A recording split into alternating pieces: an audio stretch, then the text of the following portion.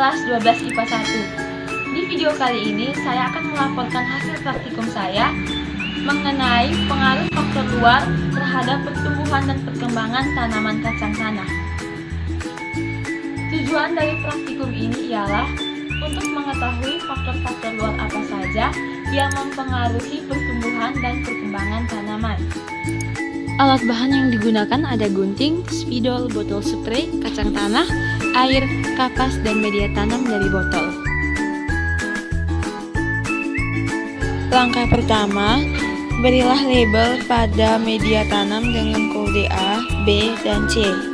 Langkah kedua, rendam kacang tanah dalam air selama 24 jam. Langkah ketiga, masukkan kapas ke dalam botol yang telah diberi label. Langkah keempat, semprot kapas tersebut dengan air menggunakan botol spray.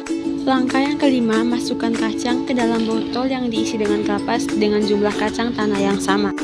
Letakkan jagung A dan B di luar ruangan yang terkena sinar matahari, sedangkan jagung C diletakkan di dalam ruangan yang tidak terkena sinar matahari.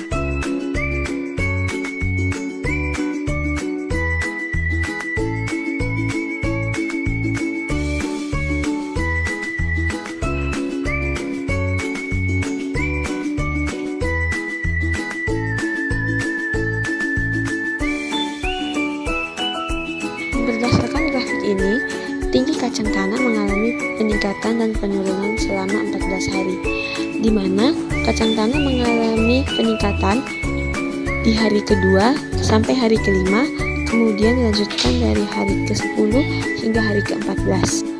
Penurunan tinggi kacang tanah dialami pada hari ke-6 hingga hari ke-9, hal ini dikarenakan karena kacang tanah yang ditanam mati. Kemudian kacang tanah kembali ditanam di hari ke-8 dan mengalami ketinggian tanaman di hari ke-10 hingga pada hari ke-14. Kacang tanah yang paling tinggi adalah kacang A, kemudian kacang C, dan kacang yang tingginya paling rendah adalah kacang B.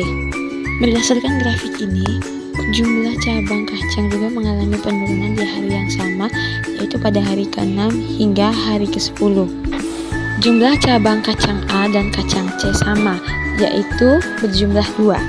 Sedangkan untuk jumlah daun kacang B tidak ada karena jumlah kacang B sampai dengan hari akhir penelitian kacang B mati.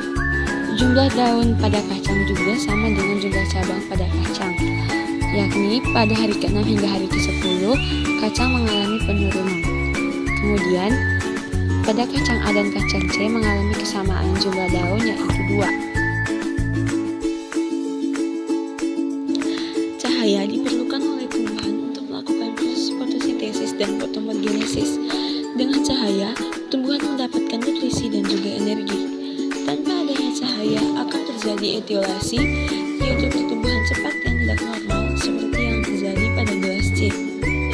Cahaya matahari tidak dapat mempercepat pertumbuhan tanaman, namun membantu tanaman tumbuh sehat dan normal seperti yang terjadi pada tanaman di gelas A. Seluruh makhluk hidup membutuhkan air, tak terkecuali tumbuhan. 70% tubuh tumbuhan tersusun atas molekul air. Air berfungsi sebagai bahan baku tanaman dalam proses fotosintesis dan juga dapat menjaga kelembapan tumbuhan agar tidak layu.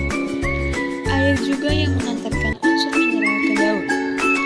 Apabila tumbuhan kekurangan air, maka proses pertumbuhannya akan terganggu karena kekurangan nutrisi dan juga kekurangan kelembapan.